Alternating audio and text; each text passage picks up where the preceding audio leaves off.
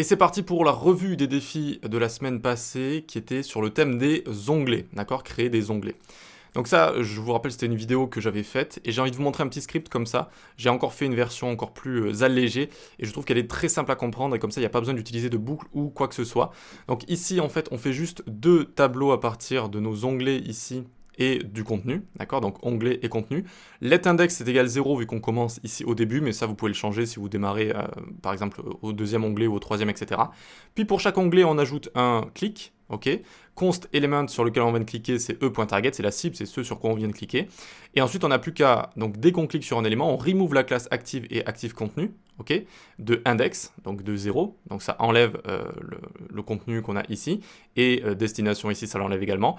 Puis on dit que index, d'accord, ce qu'on a mis juste ici, est égal à onglet.indexOfL, donc notre tableau.l'index de l'élément sur lequel on vient de cliquer. Et ensuite, on n'a plus qu'à rajouter comme ça active. Pas besoin de faire de boucle, pas besoin de faire de fonction callback inutile, etc. Même si c'était pas très coûteux en performance, c'est quand même ultra optimisé de cette manière-là. Et du coup, maintenant, c'est parti, on va voir comment vous avez fait, eh bien, qu'est-ce que vous avez produit, juste ici. Donc pour commencer, alors déjà, je vais le mettre comme ça. Hop, on va voir le défi de crawlette. De crawlette qui est très sympa, j'aime bien. Ici, hop, on va cliquer, on va avoir plusieurs onglets différents. On a des SVG qui se remplissent ici, j'imagine, et c'est assez sympathique, Pour l'interface ici, moi j'aurais peut-être le texte, je l'aurais mis une width, une max width un petit peu différente, peut-être un peu plus basse, histoire que ça déborde pas de l'onglet comme ça. Mais sinon c'est assez sympa. On a un petit effet également avec le titre ici, donc avec un pseudo-élément par exemple, et ça donne un effet qui peut être assez sympa comme ça. Donc on va voir directement ce que ça donne dans le code. Et donc en responsive ici c'est super, regardez, on passe d'un effet horizontal à vertical avec des onglets qui sont comme ça, verticaux. C'est assez original, c'est assez sympathique. Ok, donc on va voir un peu comment il a fait. On va zoomer tout ça, tac, et on arrive dans l'HTML. Alors ça, hop, on va le cacher. Donc ici, on a un header avec body, etc. C'est normal. Puis on a une navigation ici avec une liste à l'intérieur. Alors il y a deux écoles, ou plutôt il y a eu un petit débat récemment en front-end sur est-ce qu'on doit mettre des listes ou pas dans les navigations. Ça dépend. Finalement, on s'est rendu compte qu'au niveau de la sémantique, c'était pas forcément obligatoire de mettre des listes dans les navigations. Mais on fait comme on veut. Ça peut aider, j'ai envie de dire, mentalement. On se dit oui, on est dans une navigation, on met une liste. Mais sinon, on peut juste mettre des liens ou des boutons, par exemple, ça fonctionne pareil. Donc ici, il y a une liste. Très bien. Mais à l'intérieur, les éléments sur lesquels on va cliquer, eh bien, c'est juste des LI comme ça. C'est juste des LI ou des icônes. Et ça devrait être des boutons. Ça devrait être des boutons parce qu'on est sur un onglet. Si on est sur un élément sur lequel on peut cliquer. Donc normalement, on est censé avoir des boutons. D'accord? Donc à chaque fois, il faut penser, dès qu'il y a une action, dès qu'il y a une fonctionnalité, c'est bouton, bouton, bouton. Dès qu'on veut aller quelque part, c'est des liens. Dès qu'on veut rentrer des données, c'est les inputs. Voilà. Ce sont vraiment les trois familles qu'il faut respecter comme ça. Sinon, par exemple, quelqu'un qui se déplace sur le site ici avec tab, eh bien, il ne va pas pouvoir aller sur les boutons du tab, tout simplement parce qu'il n'y en a pas en fait, parce qu'il n'y en a pas. Ok, ensuite, on a content. Très bien, ça. Ensuite, on a voilà, des éléments, une classe active dès le départ. Et puis, rien d'autre à dire, je crois, sur l'HTML. Ok, ah oui, ici, j'avais vu... Alors, j'avais écrit classe ou data x. Ah oui, j'ai vu name ici. Name. Name, c'est pour les inputs de base. Ici, il faut vraiment essayer d'utiliser plutôt des classes ou des ID ou des data-x, donc data ID, data index, data anime, tout ce que tu veux, plutôt que des names comme ça. Voilà, pour les sélectionner, c'est quand même beaucoup plus pratique et c'est beaucoup plus logique en fait que name qui est plutôt pour les inputs. Ensuite, pour le body, on a une grille qui a été faite ici en nommant comme ça les différentes aires. C'est pas mal, ça peut être une façon de faire, c'est très bien. On a la petite animation ici, enfin, c'est pas une animation, la petite interface ici avec le after, si j'ai pas de bêtises. C'est ça, ouais, j'imagine que c'est ça. Ensuite, on a un header, menu, etc. Tab et compagnie. Donc là, je pense que j'avais rien d'autre à dire sur le CSS, à part quand on arrive comme ça au responsive, très très malin. Très très sympa, alors là je suis un petit peu zoomé, hein. À 100% ça donnerait ceci, donc dès qu'on arrive en dessous de 468, hop, ça passe en mode vertical. Comment il a fait? Et donc ici, il n'y a pas besoin de mettre un nouveau display grid, vu que j'imagine qu'il était déjà présent de base, mais c'est pas très grave. Et ensuite, donc, il a créé deux colonnes, une de 20, une de 80, différentes rangées, puis il a renommé le tout comme ça, il a renommé chaque aire, chaque élément comme ça de sa grille. Ok, c'est très bien, c'est nickel. Maintenant, passons au JavaScript. Hop, la partie ici qui va nous intéresser pour les tabs, vu que, eh bien, on est obligé d'utiliser du JS, à part si on utilise, des checkbox en CSS par exemple, ça doit être aussi possible, mais c'est quand même mieux d'utiliser du JS ici. Donc on a des sélections sur nos éléments ici, sur toutes les tabs, etc. On a une petite fonction que j'ai envie de dire qui sert encapsuler une action. Et ça, c'est très bien en JavaScript. Il faut vraiment essayer, notamment en programmation fonctionnelle, d'encapsuler des petites actions comme ça. C'est-à-dire qu'il faut éviter d'avoir des fonctions qui vont avoir 1000 choses à faire et qui vont pas facilement être lisibles, qui vont pouvoir amener des bugs, on va pas facilement les débugger par exemple. Alors que juste si on a des petites fonctions comme ça qui servent juste à une chose, elles ont un titre facile, elles ont des paramètres faciles à comprendre et on peut les réutiliser partout et on peut facilement les comprendre. Donc ça c'est très bien. Après du coup, alors ça c'est ok, j'avais vu le outline là, tu vois. Du coup, vu que tu utilises name ici pour sélectionner tout ça, on aurait pu tout simplement utiliser des classes en fait, des classes tout simplement au lieu d'utiliser un attribut name comme ça, puis faire .include et compagnie. Là on aurait pu utiliser la petite API JS qui est intégrée dans le navigateur qui est ClassList. ClassList qui te permet donc d'avoir accès à des méthodes sympas comme contains, add, remove, toggle, etc. Et ça aurait été beaucoup plus simple que faire ce genre de choses. Ok. Ensuite, on a une for loop ici qui sert à quoi? Qui sert à mettre des event listener click, ok, normal. Et ensuite, donc, pareil ici, tu vois, sur les éléments, ça aurait été beaucoup plus simple avec une classe et class list. Faut pas hésiter à mettre des classes qui sont simplement utilitaires pour du JS, pour des animations ou pour ce genre de choses. Faut pas hésiter. C'est une bonne manière de faire. Très bien, et puis ensuite on a tout ce qui est, on va enlever, rajouter des classes et tout. Donc c'est très bien, il y a des petites améliorations à faire peut-être au niveau du JS et de l'utilisation de boutons, mais sinon c'est très sympa. Ensuite ici, hop, on va en avoir un autre, donc je vais le passer à côté, voilà. Donc là, ce que j'aime bien, étrangement, c'est, l'espacement. Vous voyez, il y a assez d'espacement. On respire ici, on respire sur le contenu. Il y a assez de padding ou de je ne sais pas ce qu'il a mis de marge, etc. Sur les côtés ici, il y a assez d'espace et donc on voit bien le contenu qui est au milieu. Donc ça j'aime bien, ça j'aime bien. Ensuite, il y a des petites animations sympas, assez originales. On ne les voit pas très souvent. Regardez sur le menu ici. J'aime bien parce que ça permet de voir facilement qu'on est en train de se déplacer.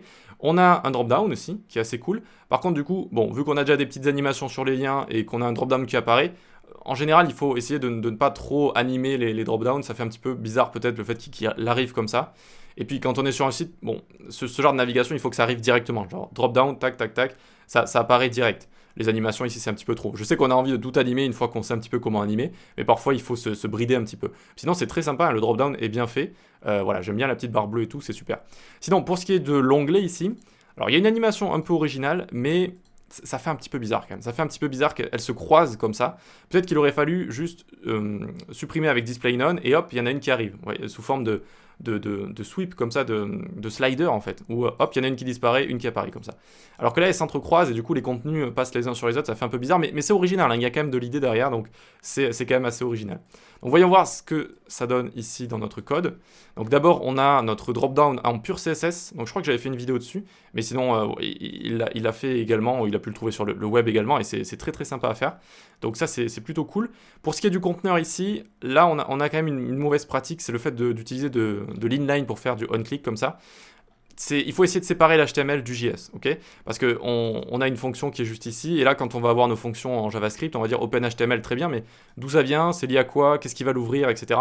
Et donc bon, si on a un petit code ici, ça va, on peut s'y retrouver, mais sinon ça devient rapidement un petit peu bizarre. Il y a aussi le fait que ici, eh bien, à chaque fois, ça commande une fonction, au lieu de commander la même fonction qui va animer notre tabs, notre système d'onglets ici. Ce qui fait que pour chaque tab, je suis obligé de recréer à chaque fois une fonction. Donc on y reviendra un petit peu vers la fin ici, ok? Sinon, c'est bien, il utilise des boutons, donc vu qu'on a une fonctionnalité, donc il y a des boutons qui sont utilisés juste ici, donc ça, c'est bien. Et puis sinon ça va. Alors, qu'est-ce que je m'étais écrit juste ici? Ouais. Donc sinon, je m'étais rien d'autre écrit, voilà, je n'avais rien écrit d'autre dans l'HTML, donc on peut voir le CSS juste ici. Donc on va avoir le drop-down notamment qui est juste là, vous voyez, et quand on va survoler tout ça, hop, avec la petite syntaxe qui va bien, on va cibler comme ça la liste qui se situe en dessous, etc. Puis on va les faire apparaître. Donc c'est plutôt cool. Voyons voir si je dézoome, si je mets à 100%. Ici, je pense qu'on pourrait enlever l'animation en mettant 70 là. Et regarde, ça donnerait quelque chose de plus... Normalement ça va se mettre à jour, c'est bon. Vous voyez, c'est direct en fait. Hop, ça apparaît directement. Et je trouve ça un petit peu mieux, voilà, qu'une animation. Je trouve ça pas mal, Sinon, c'est nickel. Ensuite, on va descendre un petit peu. On a donc tout ce qui est liste, etc. Ok, donc ça, c'est nickel. Et ensuite, j'avais vu dans la navigation, donc je remonte un petit peu. Ouais, j'avais vu un clear boss ici, donc c'est une technique pour contrer le bug des flottes. Donc au lieu d'utiliser float left sur le logo ici, tu peux vraiment utiliser flexbox, CSS grid, mais aussi des positions, en fait position absolute si vraiment tu as envie de le placer avec un élément qui est sorti du flux comme ça. Float, bon, en général, il faut quand même essayer de les utiliser comme ça. Voilà. Il y a aussi les displays inline block ou ce genre de choses. Enfin, il y a plein de manières d'arriver à faire ça sans utiliser float juste ici. Ensuite, donc le JavaScript ici, il faut essayer d'utiliser let et const. Désormais, on n'utilise plus comme ça les variables et on n'est plus. Ça me fait penser à un peu, vous savez, du JavaScript avant 2015 où on utilisait beaucoup les ID. Et voilà, on avait plein d'ID, on faisait plein de document.getElementById comme ça. Et puis maintenant, on peut faire query selector, donc on peut utiliser des classes. Et voilà, ça permet d'utiliser ClassList après. Et c'est quand même assez sympa. Ok, donc let et const. Et ici, on n'est pas obligé de mettre des ID partout. Et ensuite, il y a ces fameuses fonctions. En fait, il faudrait essayer de toutes les regrouper en une fonction avec index, avec for each, avec même des boucles si tu veux, même si c'est un petit peu mieux quand même for each, pour gérer tout ça en fait, tout le JS, toute la partie logique avec une seule fonction. Et comme ça, si tu as 10, 20, 30, 100 onglets, bah, tu n'es pas obligé de réécrire à chaque fois une fonction comme ça pour chaque onglet, comme ça, voilà. Et puis on a ensuite voilà, notre animation, sinon donc il va faire sweeper les onglets comme ça à chaque fois. Voilà, donc ça, un petit exercice sympa, ce serait essayer de retourner tout dans une fonction, de ne plus utiliser des onClick qu'on voit sur les boutons, mais un add event listener. Add event listener a beaucoup d'avantages par rapport au onClick. Par exemple, onClick, ça va override, ça va passer par-dessus tous les onClick qu'il peut y avoir précédemment, donc il ne peut y avoir qu'un onClick, alors qu'on peut avoir plusieurs event listeners sur le même événement. Et puis add event listener en JS, c'est plus logique, on met la fonction qu'on veut utiliser juste après. Tout reste en JS, on n'a pas un peu d'HTML, un peu de JS, donc on est obligé d'aller fouiller à droite à gauche. Et donc c'est plus logique d'utiliser Add Event Listener. Il y a d'autres avantages aussi, n'hésitez pas à googler onClick vs Add Event Listener ou événement inline et contre Add Event Listener. Néanmoins, vous pouvez trouver des sites très connus comme Google, etc., qui utilisent parfois de l'inline JS, mais ils le font pour des raisons très précises et assez avancées. Donc voilà, en général, on essaie d'éviter l'inline en JS, à part si vraiment vous ne pouvez pas faire autre chose et vous avez un cas très précis d'utilisation. Ok, donc on peut passer à la suite. Charlie B, c'est parti. Tac, tac. On va mettre Change View ici. On va le mettre sur le côté. On va dézoomer pour que ce soit bien comme ça, pour que ça apparaisse bien. Et donc ici on a quelque chose d'original, un peu style RPG. Alors je m'y connais pas trop en jeu vidéo, mais voilà, c'est original, il y a un thème, c'est sympathique, j'aime bien, voilà. Ce sont des onglets classiques, c'était exactement ce qu'il fallait faire, exactement l'exercice demandé, donc c'est assez sympathique, Les petites images, les petites images à côté des titres, etc. C'est pas mal. Donc plongeons dans le code directement, sans plus attendre. On a ici... Alors, wrapper, on a plein de petits boutons. Data ID qui a été utilisé. Data tiré, comme ça, ensuite vous pouvez l'appeler comme vous voulez. Vous pouvez l'appeler index, ID, anim, etc. C'est assez pratique pour retrouver des éléments en JavaScript ensuite. Avec getAttribute, etc. On peut facilement retrouver. Ou avec dataset également qui permet de retrouver tout ça. Voilà. Donc ça peut être assez utile et ça peut être une façon de faire pour créer des onglets. Ensuite, on a des ID, etc. Et je crois qu'il y a plein de... non, c'est pas ici où il y a des SVG. Donc voilà, c'est une présentation classique de container. Alors, j'avais rien remarqué de spécial pour le CSS, hein, ça c'était très bien comme ça. Voilà, j'avais rien trouvé de spécial, donc ça veut dire que voilà, le CSS était nickel. Ensuite, on va se retrouver ici sur du JS. C'est assez concis, j'aime bien, hein, c'est assez efficace. Il n'y a pas trop de code, donc c'est assez sympa. Ici, on essaye d'utiliser Add Event Listener au lieu de onClick. Sinon, c'est très bien comme ça. Et puis ensuite, on va avoir eTarget Dataset qui permet de retrouver justement ce data ID. If ID, hop, tap bouton, for each, on va remove tout ça d'abord, et ensuite on rajoute, ok. Et là c'est pareil pour le contenu, on remove la classe active, et ensuite on la rajoute. C'est très bien comme ça. N'hésite pas à utiliser la petite technique que je t'ai montré en début de vidéo, où on va avoir un petit index, et du coup il n'y a pas besoin de faire de for each comme ça pour rien, finalement, d'aller boucler sur des éléments qui n'ont pas de classe, et qui ne sont pas... on ne doit pas enlever de classe, et on ne doit pas en rajouter. Et voilà, ce sera encore mieux, mais déjà c'est bien comme ça. Ensuite, hop, on passe ici. Alors, je dézoome à chaque fois, je change la view, hop. Et on a, pareil, un système d'onglets ici, donc pas cette fois horizontal, plutôt vertical. C'est très sympa également, ça permet de faire quelque chose de sympathique. Et donc voilà, on a plusieurs éléments qui apparaissent. L'animation est assez longue ici, il faut essayer de rester concis sur les onglets, voire limite ne pas mettre d'animation, c'est-à-dire juste... Enfin, ne pas mettre de temps d'animation, juste un display block. Donc on passe de display none à display block par exemple. Et hop, c'est instantané comme ça. Parce que quand on clique sur un onglet, on a envie que ce soit rapide. On a envie que ce soit très rapide. On veut notre contenu instantanément. Mais sinon, c'est très bien, c'est très sympathique. Donc voyons voir ce qu'on peut avoir juste là. Tac, hop. Un container avec de base, donc container gauche, et les différents onglets. Pareil, data anim qui a été utilisé juste ici. data tiré plutôt, et ensuite il a appelé anime. Et puis on a plein d'SVG ensuite. Ouais, c'est là où on a des SVG en fait, hein, tout simplement. Donc c'est pour ça que ça prend un petit peu de place. Donc ensuite, dans notre CSS, il est venu placer le composant au milieu en position absolute, etc. Voilà, n'hésite pas à donner des max widths, min widths, plutôt que des widths en dur directement, mais sinon c'est bien comme ça également. Ok, on va avoir une animation où on va changer les couleurs, ici pour active. Vous voyez, à chaque fois on change les couleurs de fond et la couleur du contenu. Ok, donc là il a utilisé calque également, ça c'est très bien comme ça. Et donc là on a notre animation, tu vois, qui dure 0,7 secondes, c'est très long 0,7 secondes. Bon, c'est quand même de l'opacité, donc l'utilisateur va quand même le voir avant d'atteindre 0,7 secondes. Mais par exemple, je pense que si on met 0,2 secondes ici, ça peut fonctionner également. Et tu vois, c'est beaucoup plus rapide comme ça. Et on peut même faire passer de display none à display block, et je pense que ce sera aussi bien.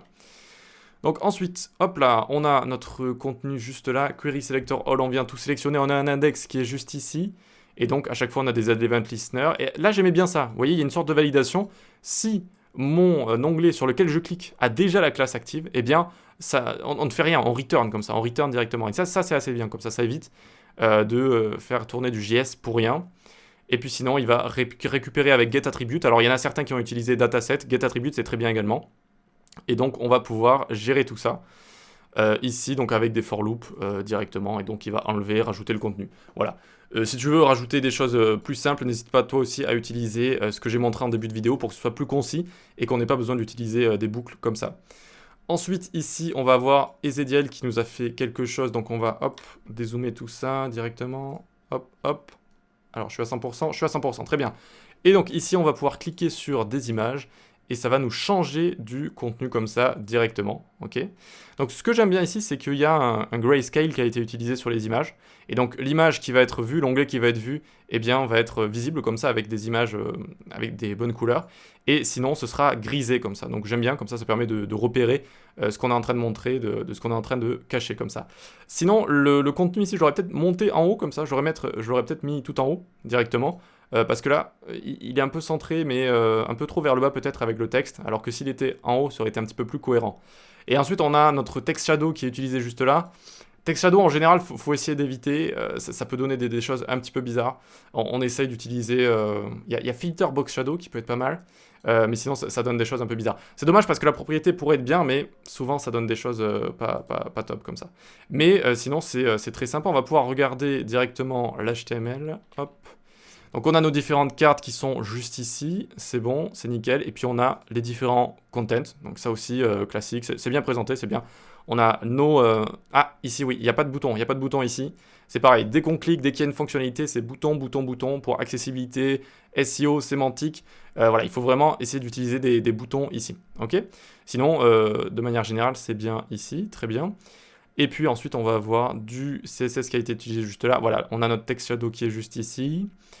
Et puis ensuite, du box shadow un petit peu partout. Il est où le grayscale? Il est là, voilà, filter grayscale. Et donc ça permet de... c'est ce qui donne cet effet, hein, où on a l'image ici qui apparaît, et les autres sont en grisâtre, comme ça. Donc c'est assez sympathique, ça j'aime bien. J'aime bien. Hop, et puis ensuite on va venir juste ici. En JS, qu'est-ce qu'on a ici? Alors on peut utiliser des const ici au lieu de let, pour tout sélectionner. Et puis ensuite on a des for loop. Alors une for loop, on aurait pu utiliser peut-être for each également, ça aurait été peut-être un peu plus logique, mais la for loop fonctionne aussi, hein, ça fonctionne bien. Et puis ensuite on rajoute des add event listeners, tac, ok. Alors hop, donc on a des add event listeners. Et puis donc à chaque fois qu'on clique dessus, on a d'autres for loop comme ça. Et là on a un document.getElementById this dataset. Ah d'accord, on retrouve le data ID. Et ensuite, donc, on met le contenu comme ça, on active le contenu en fonction de ça. On aurait pu faire peut-être un truc un petit peu plus simple également ici. Pareil, sur ce que j'ai montré au début, au lieu de faire des for loops. Mais sinon, ça fonctionne. Et donc, 10 ici fait référence à quoi? 10 fait référence à l'élément sur lequel je viens de cliquer. Et donc, ça nous permet de changer comme ça directement tout ce qu'on veut. Ok, bah, très bien. Bravo Ezediel également. Allez, juste pour la forme, et j'ai plus trop de temps. J'avais mis celui-là qui avait un effet, j'avoue, assez original. Et j'aime bien, franchement, l'effet est très original comme ça. Voilà, donc peut-être que l'interface, on peut l'améliorer un petit peu, mais je suis content de voir des gens comme ça qui essayent d'innover et de faire des choses spéciales comme ça. Donc on a une rotation et on a également un changement de z-index, hein, si je dis pas de bêtises. Bon, j'ai plus trop le temps ici, mais franchement, bravo pour la créativité, c'est super sympa. Bravo à tous d'avoir participé. Vous pouvez participer au défi de cette semaine qui est sur la création d'une section formulaire de contact. Il y en a très souvent sur des sites, je dirais même qu'il y en a quasiment tout le temps. Donc c'est vraiment quelque chose qu'il faut savoir faire. Une belle interface, un beau formulaire de contact comme ça. Et puis voilà, pour vous entraîner, je trouve ça pas mal. On se dit à la prochaine. Ciao, venez sur la newsletter, le Discord, suivez mes cours, il y a le parcours front en ce moment qui est en promo. Et on se dit à la prochaine. Ciao.